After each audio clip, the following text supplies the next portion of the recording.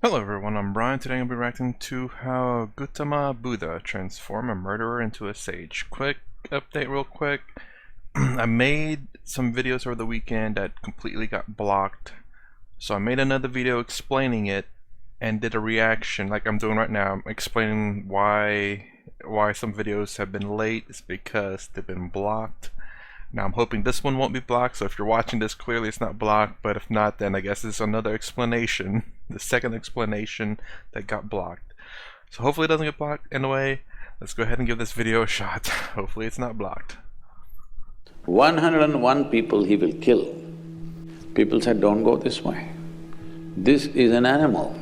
Then Gautama said, if I don't go, who will go? He said, rubbish, you are definitely an insane man. Then Gautama said, you must go into the town from which you have killed 100 people. Oh, I need to on CC. So he said that he must go to the town. It happened that there was a man. His original name we forget. Let me say. So, as far as I heard, he said he must go to the town, which he already killed 100 people, which he needs to kill 101. I probably missed that part because I didn't have CC on, but I tried to hear him out. The name that people gave to him is Angulimala.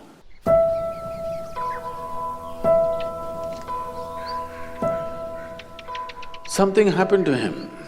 He felt the society has been unfair to him, became an angry man. A lot of people out there like that. You know, when you're young, you think everything is unfair to you. So he became very angry with the society and he took a vow, this town which has been unfair to him, he's going to kill 101 people. 101 people he will kill and he will cut each one of their thumb and wear it as a rosary around his neck, a garland of fingers or thumbs. Why 101? Why that specific number though? So he went about doing this. People were terrified to go this way. He's housed in a jungle, but this is the pathway to go to many other places. People got killed. Over a few years, he killed 100 people. He just wants one more to satisfy his lust.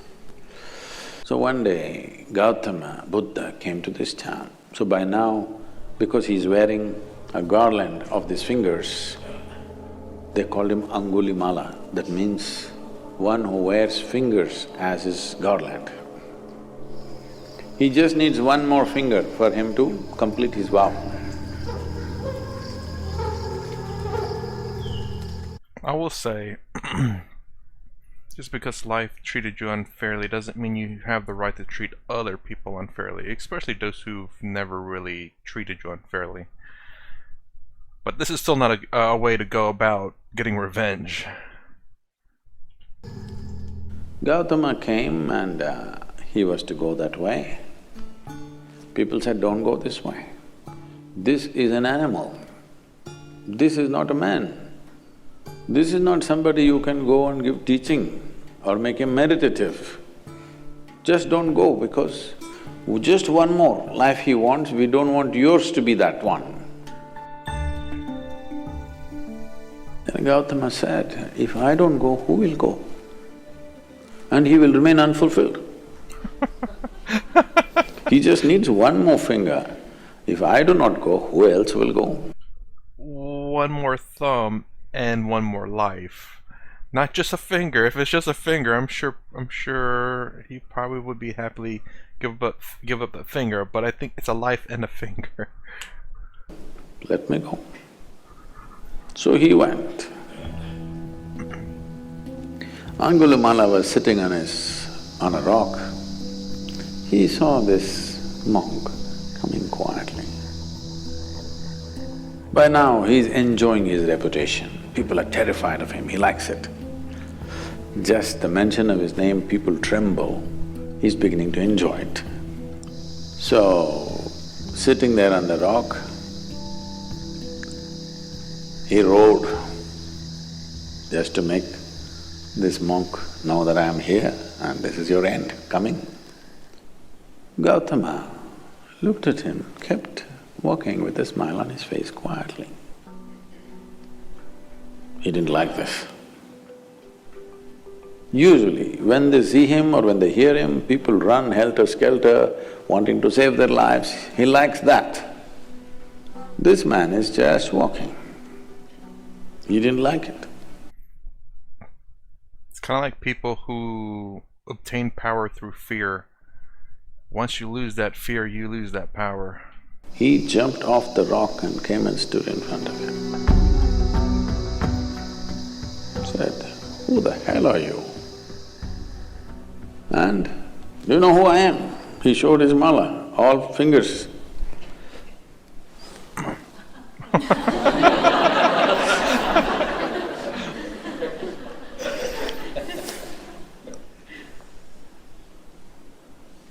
And, "You know about me?" Gautama said, "Well, I've heard a lot about you." "What about it?" And he kept walking. "Where do you think you're going? You're still going when I'm talking to you?" Gautama said, "I stopped going long time ago. My going stopped long time ago. I have arrived.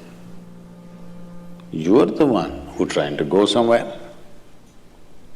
When Angulimala laughed, he said, "Rubbish, you are definitely an insane man. I am standing still, you say I'm going. You're walking and you say you're not going.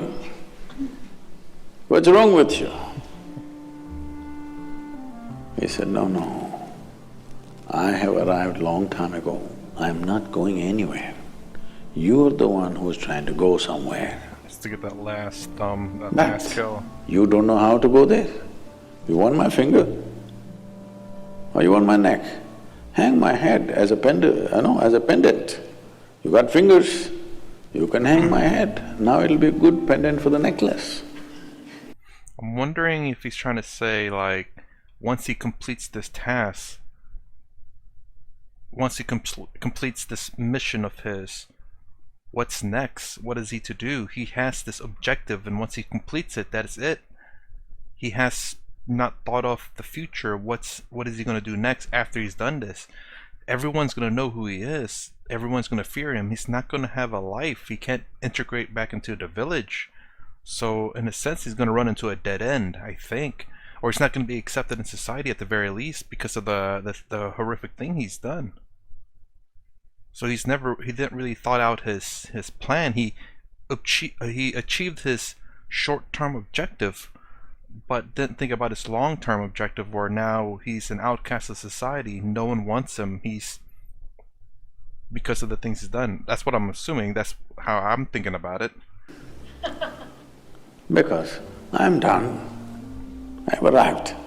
It doesn't matter whether I'm physically here or not. You can do what you want. See, the pleasure of this killing is only when you're terrified and you don't want to die.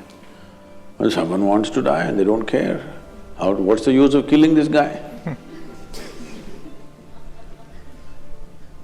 And it looks like even if you kill this guy, your lust for 101 lives will not be fulfilled because this guy doesn't give you the pleasure.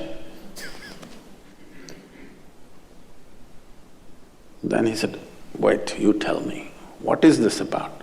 You're moving and you're saying you have arrived and you're not moving. I am not moving and you say I'm moving."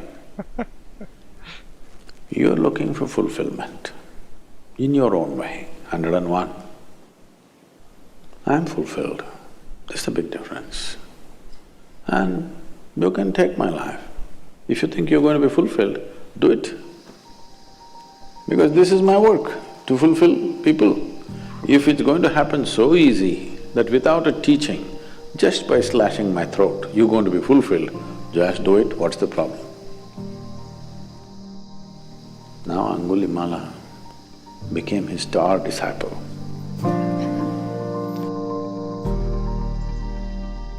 Then Gautama said, you must go into the town from which you have killed 100 people.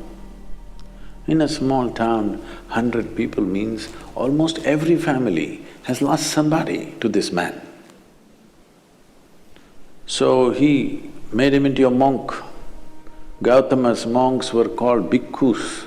Bhikkhus means beggars, literally. So he gave him an yellow cloth and a begging bowl.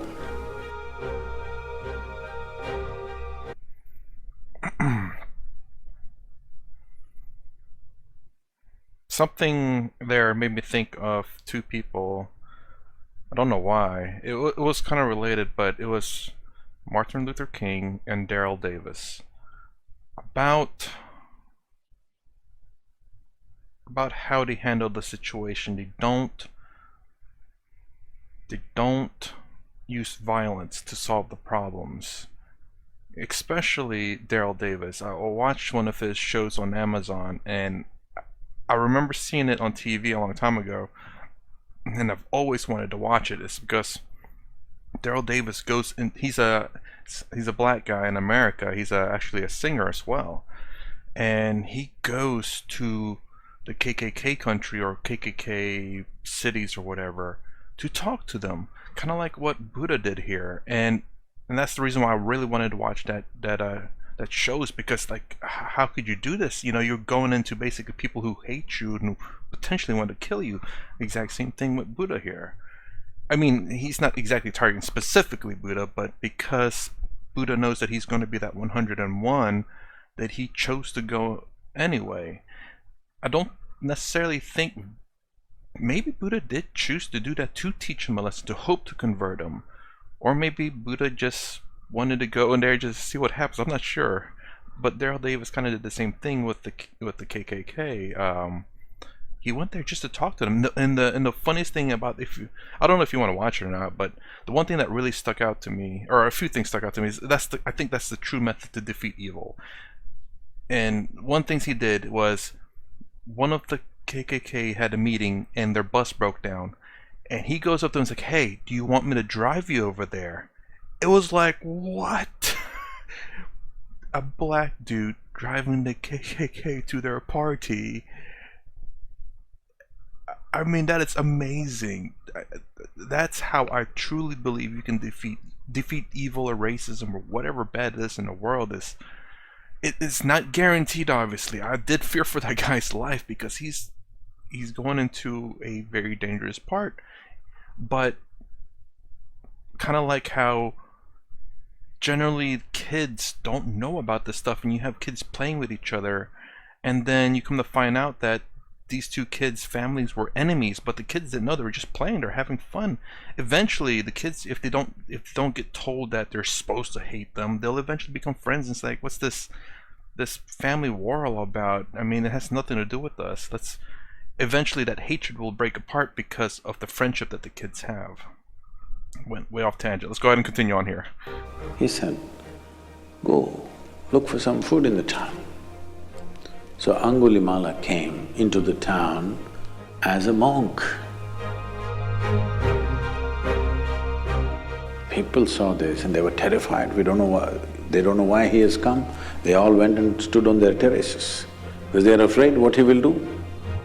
Then when they saw he's become tamed, he's not the same fierce man, then they started throwing stones at him because each family has lost somebody to him. So he continued. Stones hit him, he was bleeding all over. Then when it became, stone throwing became little in excess. Then Gautama came in, asked the people to stop and said, this is not the same man.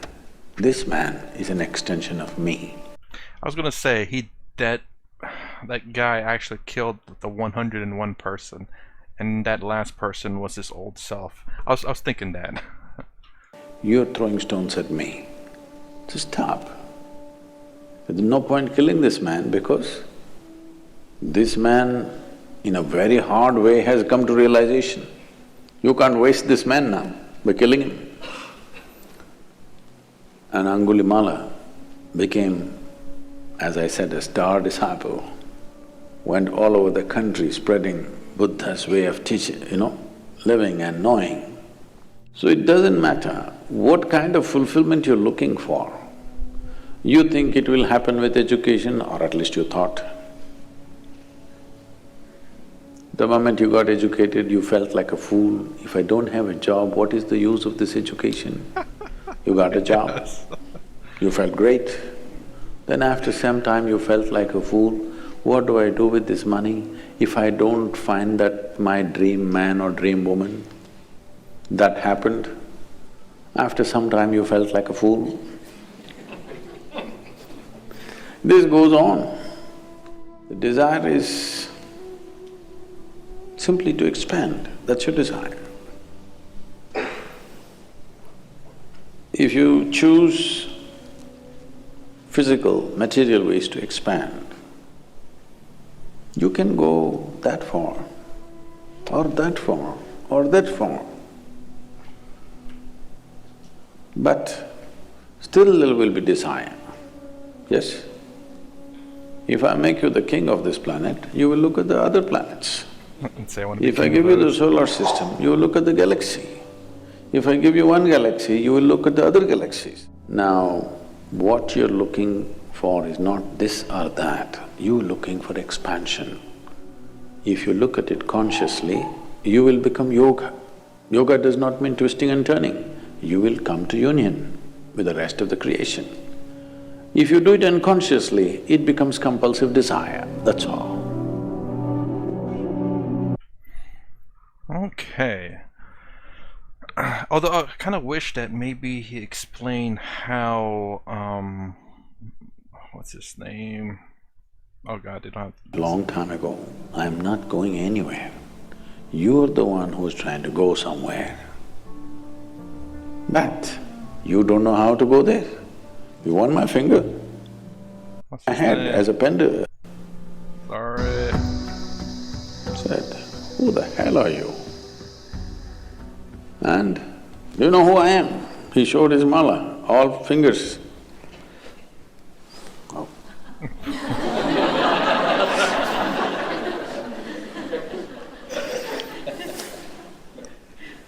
Come on, please get there. And you know about me? Gautama said.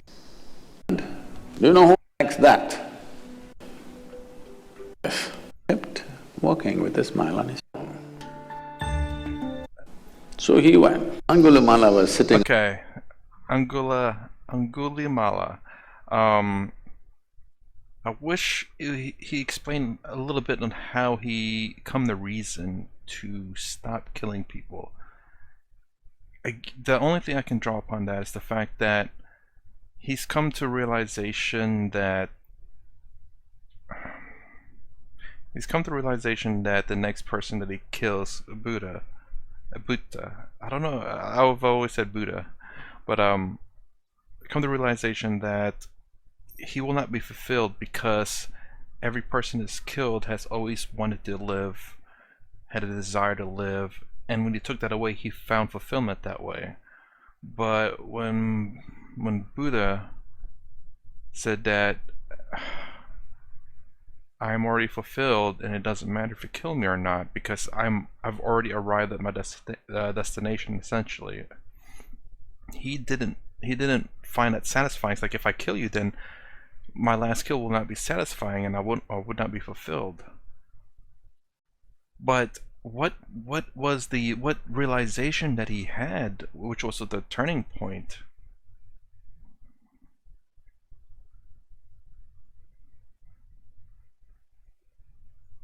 You can take my life. If you think you're going to be fulfilled, do it. Because this is my work, to fulfill people. If it's going to happen so easy that without a teaching, just by slashing my throat, you're going to be fulfilled, just do it, what's the problem? Now Angulimala became his star disciple. Like, I wish he'd explain, like, what is that turning point? What did Angulimala discover, or what was the issue that he no longer wanted that fulfillment. I will say this though, you can say that the 101 person he killed is his old self, because he is no longer that man. Like Buddha said, I figured he'd say that it's a fulfillment of peace, I think. I honestly, I've not thought about it very much. Again, first time watching this, so I really had to think about it. But I think that that can be a true saying, that he did kill his 101 person, which is his old self, to become a new person. He fulfilled his evil ways and now has become a new person. Well, according to Buddha, an extension of himself. Then Gautama said, you must go into the town from which you have killed 100 people. So let me know. That's the thing that I wish he would explain here, is that what realization did he come to say this is not right? Either I'm not going to fulfill that 101, or subconsciously he did by killing his old self and becoming a new person. That's the thing where I was hoping he'd explain, like he realizes that